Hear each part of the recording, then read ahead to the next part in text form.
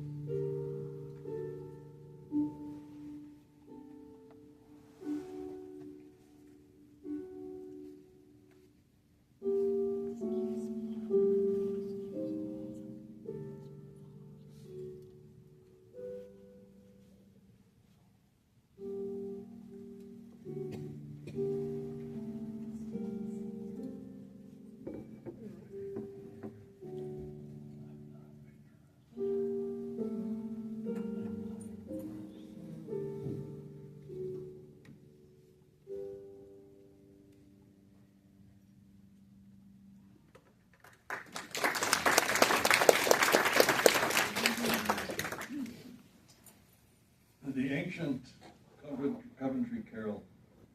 A beautiful, haunting melody. This soft lullaby hardens dramatically when lyrics are added. Focusing on the story it portrays, it becomes the darkest of all Christmas Noels. The text for Coventry Carol comes from the book of Matthew, chapter 2. The Magi have been led by the star to see the new king that has been born in Bethlehem. Once they reach Judea, not knowing exactly where to go, they visit Herod. Herod, of course, was mightily troubled and asked the Magi to return and tell him where this new king was so that he could worship him also. They were warned in a dream not to return to Herod. Herod commands that all male children under the age of 2 be killed. The Coventry Carol was written and performed in Coventry, England, as a part of a medieval play, immensely popular in 15th century Middle Ages England.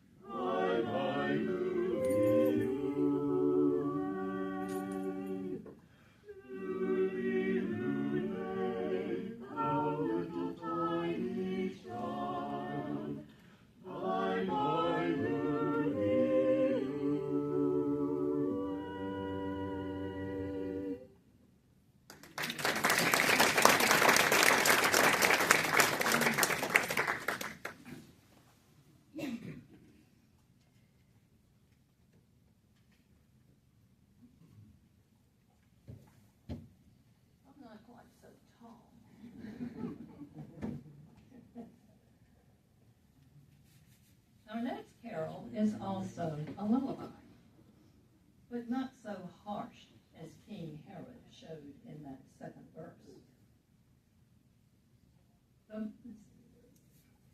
The melody is that of an ancient Welsh folk song. The most familiar Welsh words were written in the mid-1800s by John Sirion Hughes, who is sometimes termed the Robert Burns of Wales. The title he chose was Harpist. It is still popular across Wales today and sung by many Welsh choirs. But don't worry, we're not going to sing it in Welsh. Harpist translate in English to, does anyone know? Any Wales people in here? It really translates to All Through the Night, which is also the name of the most popular English version, translated by Sir Harold Walton in 1884. You may have heard the beautiful melody paired with several hymns that you've sung in church, but we will now sing All Through the Night.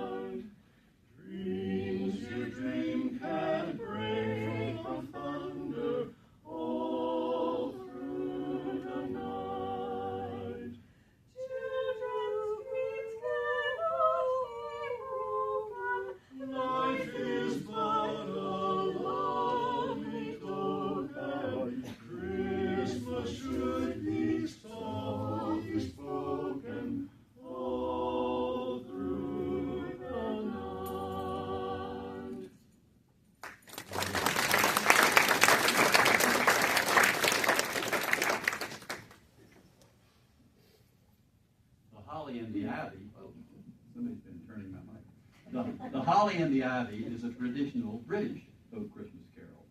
Holly, especially the variety found in Europe, is often referred to by the name Christ's thorn. Since medieval times, the plant has carried a Christian symbolism, as in this carol, in which holly represents Jesus and the ivy represents his mother, the Virgin Mary. Christians have identified a wealth of symbolism. The sharpness of the leaves recalls the crown of thorns worn by Jesus.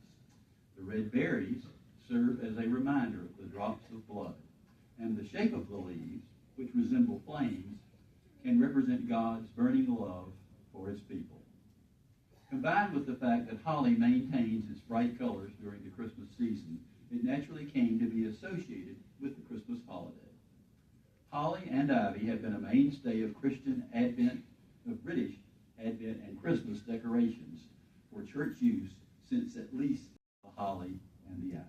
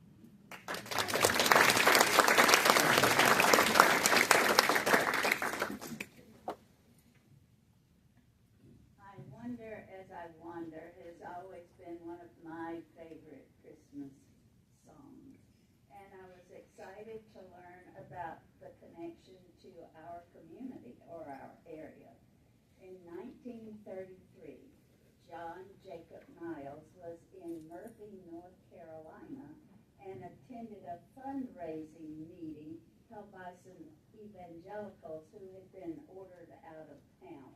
Turned out they had camped in the park too long. A dirty, ragged, but beautiful young girl sang a single line of a song. She would sing a line for a quarter. And Niles gave her all the quarters he had and got 3 lines. From that start, he wrote a melody and more stanzas. He performed it for the first time in December of 1933 at John C. Campbell Folk School in Brasstown, so close to us.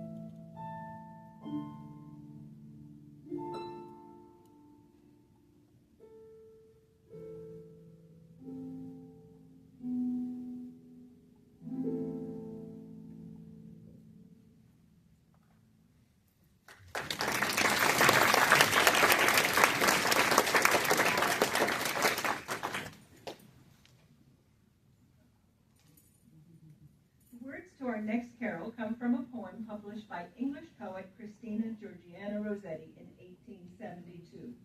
Her most famous hymns are the Christmas texts, Love Came Down at Christmas, and the carol which we're about to sing for you. Her poem, which she somewhat confusingly named A Christmas Carol, has been set to music several times. We will be doing the version composed by prolific English composer Gustav Holst and published in 1906. Holst is best known for his orchestral suite, The Planets. Fortunately, the musical versions have been renamed for the first line of Christina's poem, In the Bleak Midwinter.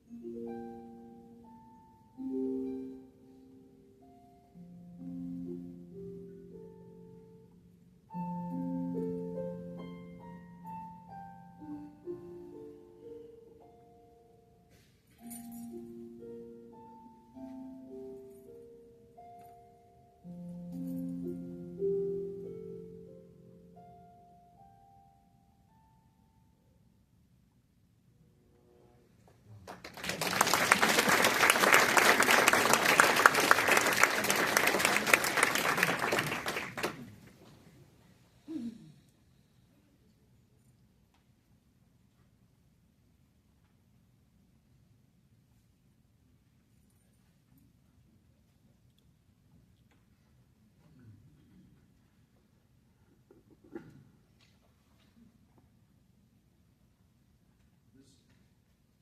German carol, Es ist ein Ros entsprungen. We're not doing this one in Germany.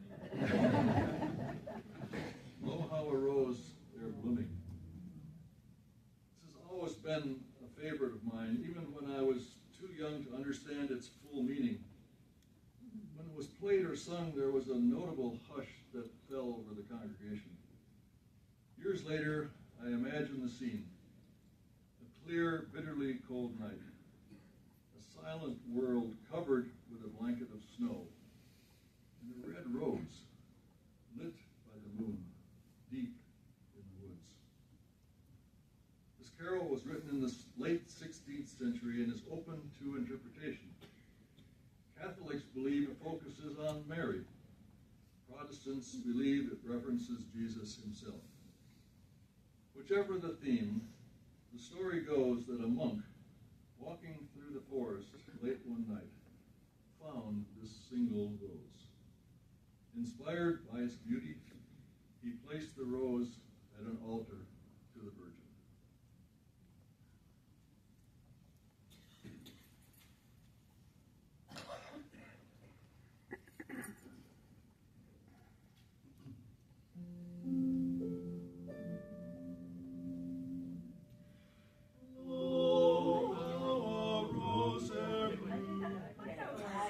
That's my fault. No, it's not. No, it's right. We'll all take it.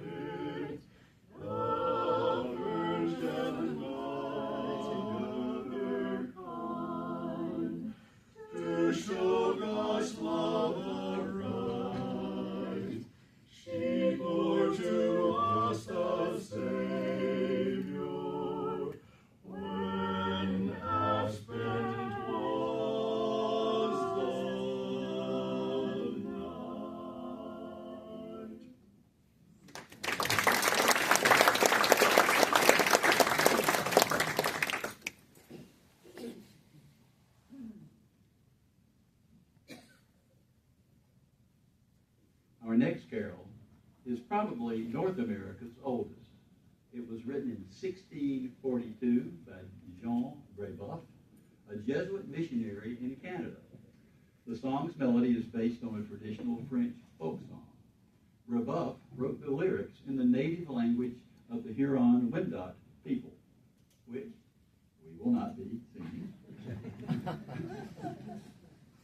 Today's lyrics were written in 1926 by Jesse Edgar Middleton. The version is derived from Brebeuf's original song and Huron religious concepts. Jesus was born in a lodge of broken bark and wrapped in a robe of rabbit skin. He is surrounded by hunters instead of shepherds. Close your eyes for a moment. Imagine you are sitting around a fire in the Canadian North Woods. A Native American flute, or is it a mini keyboard, begins playing. Soon a guitar and an oatmeal box drum join in. Probably a Native American oatmeal box. And this is known simply as the Huron Carol.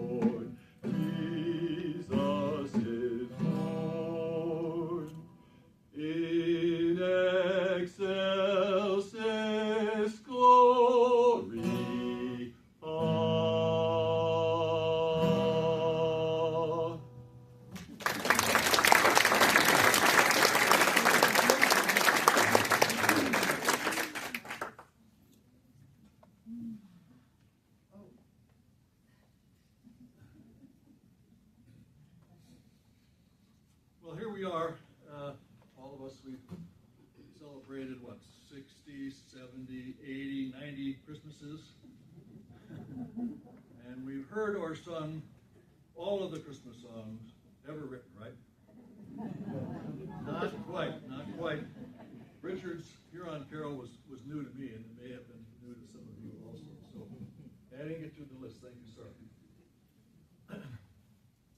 This next song may be new to you also. It was written in 1992 by a couple of very well-known Nashville songwriters, Alan Shamblin and Austin Cunningham. As far as I know, there have only been 2 recordings of this song. One by Kathy Mattea in 1993, and one by Kenny Rogers in 1996. It was featured on his album called The Gift.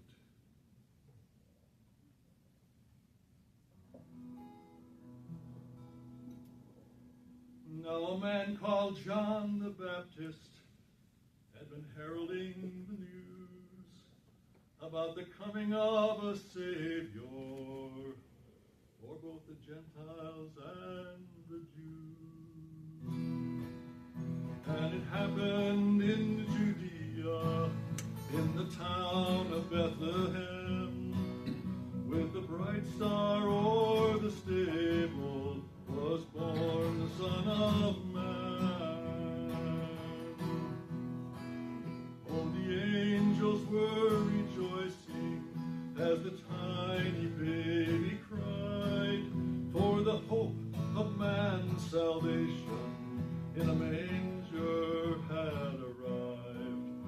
Meek and lowly as a shepherd, but the mightiest of kings, he gives peace and life eternal to whosoever calls his name. Oh, Emmanuel, the Father's precious Son, who forgives our sins and washes clean the heart of everyone. What a wonderful beginning to the greatest story ever told. His birth still rings with promise, as true as in days of old. So let us sing his praises and open up our hearts to receive his timeless message that gives us all a brand new start. Oh, Emmanuel, the Father's precious Son, who forgives our sins and washes clean the heart of everyone. Yes, a man called John the Baptist had been heralding the news about the coming of a Savior for both the Gentiles and the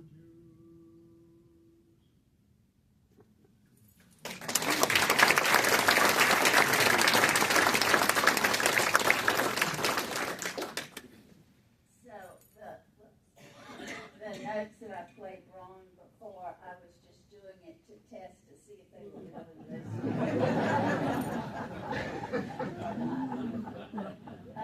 the song I'm going to play next, I chose just because I really like it, and it turns out I am not alone. It began in the 13th and 14th centuries as part of the miracle plays that were popular then. So it has been a very long lasting, and I am sure that you will recognize it.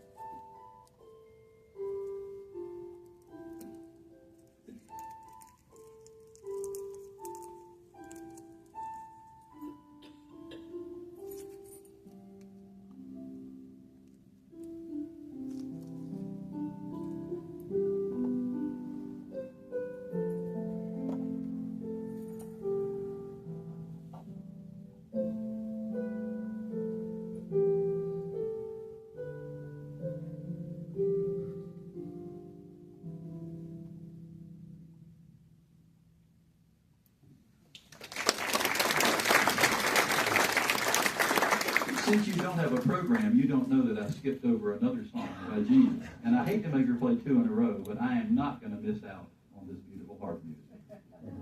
And tell them about it, too.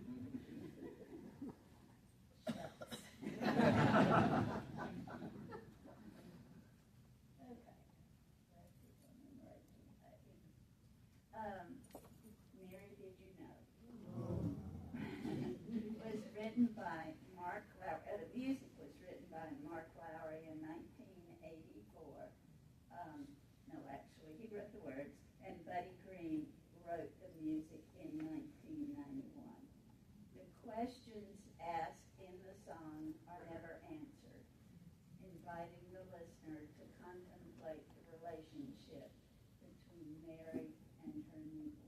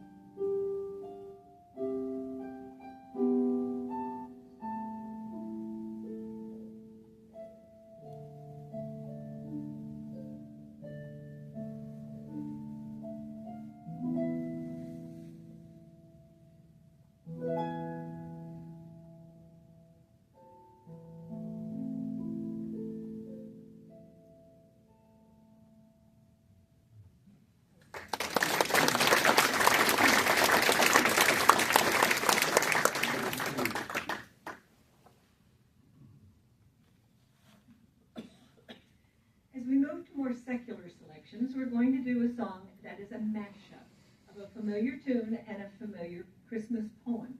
The melody is a simple, widely known piano piece written in 1877 under the title The Celebrated Chop Waltz.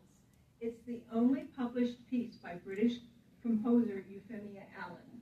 Euphemia was 16 when she composed the piece and specified that the melody be played in two-part harmony with both hands held in the vertical orientation, striking the keys with a chopping motion.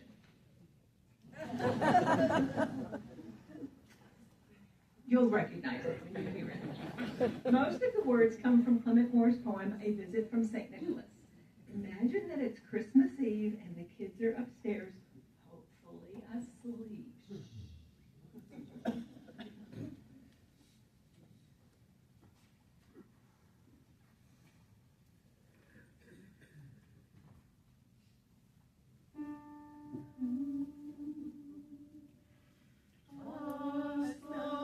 Night before Christmas, and all through the house, not a creature was stirring, not even a mouse. Stockings were hung by the chimney with care in the hopes that St. Nicholas soon would be there. He's bringing lots of toys for girls and boys, and wait until you see that Merry Christmas tree. So on. Dasher on Dancer on Prancer on Vixen on Comet on Cupid on Donner and Blitzen, to the top of the roof, to the top of the wall. He's coming to wish Merry Christmas to all.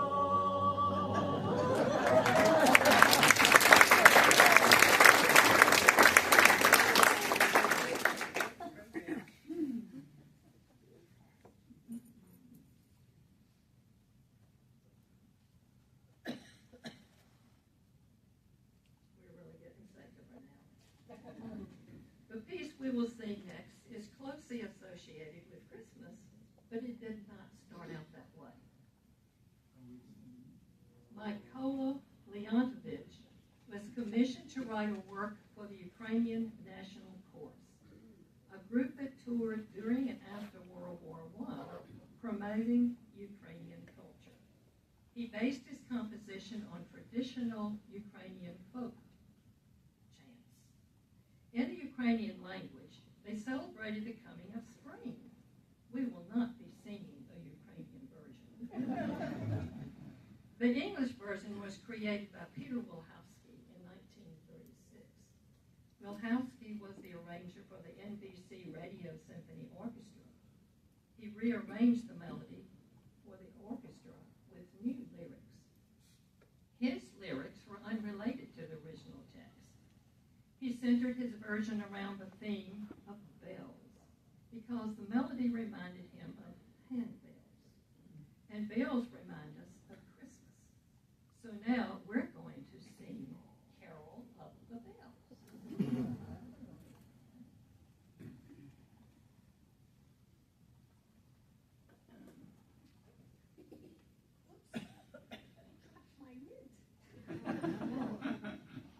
You're gonna save it for later.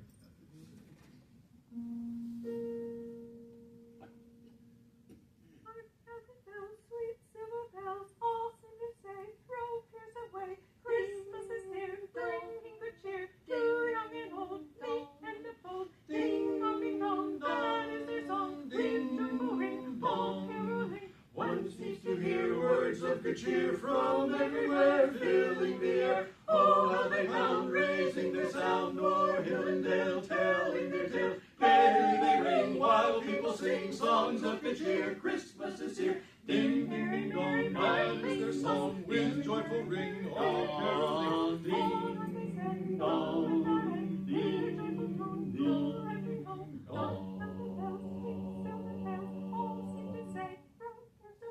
Christmas is here, bringing good cheer to young and old, meek and the bold. Ding, Ding dong, that is their song. ding, Joyful ring, all caroling. One seems to hear words of good cheer from everywhere, filling the air. Oh, how they pound, raising their sound, o'er hill and dale, telling their tale. Gaily they ring, while people sing songs of good cheer. Christmas is here. Ding, ding, ding, dong, that is their song, with joyful ring, all caroling. Ding, ding, dong, ding, ding. Gladly they ring while people sing songs of good cheer. Christmas is here. Christmas is here.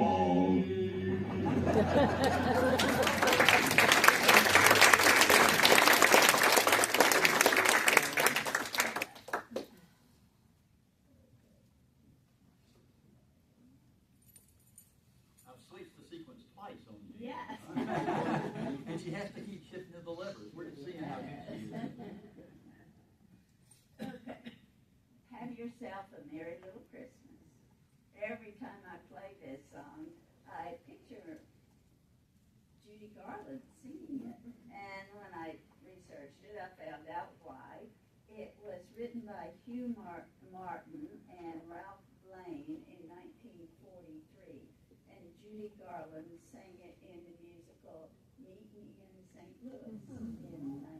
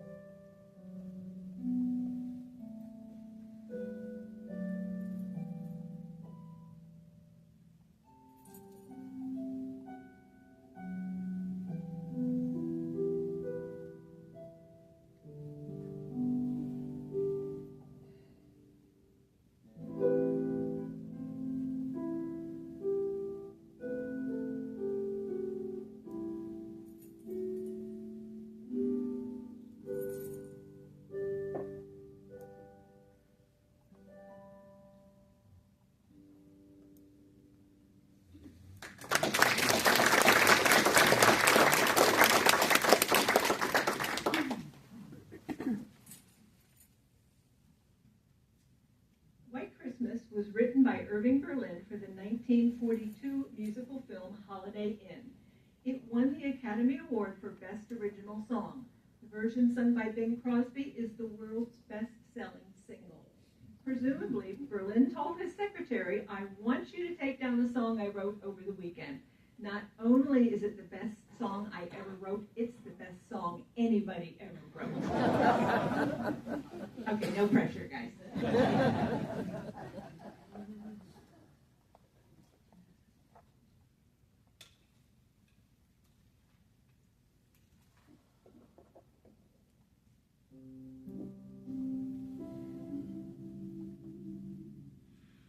I'm dreaming of a white Christmas, just like the ones I used to know,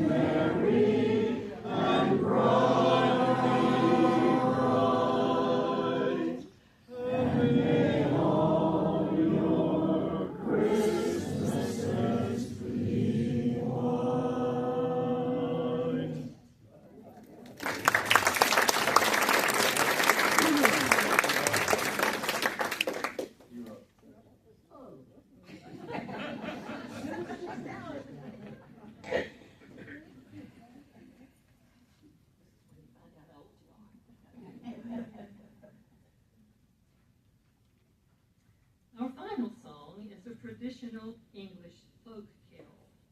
When Oliver Cromwell and the Puritans were in power from 1642 to 1660, they banned a Christmas celebration and caroling altogether. Many English men and women ignored the ban, sort of sounds familiar, and went from house to house singing, "We wish you a Merry Christmas," and threatening not to leave until they were fed. So now we will sing "We Wish You a Merry Christmas," and we will invite you to join us toward the end.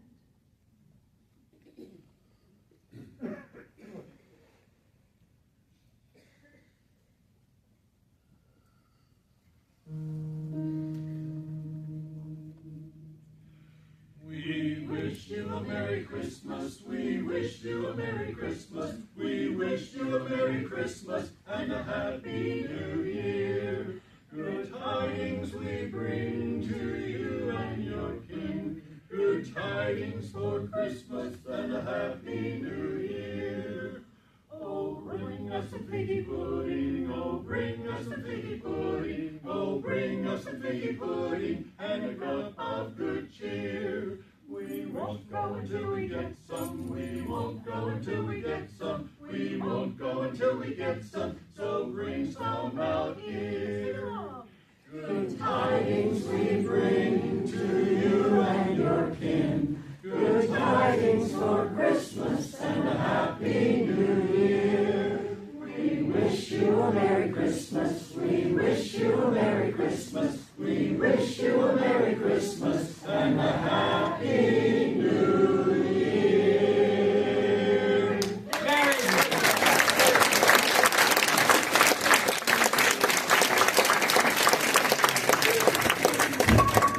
Thank you. Go home.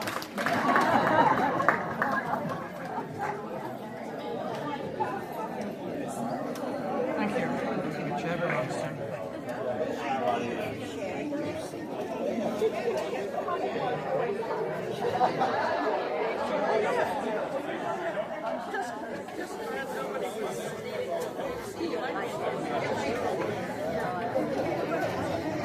I'll get it for you. I'm up and out. I can do it.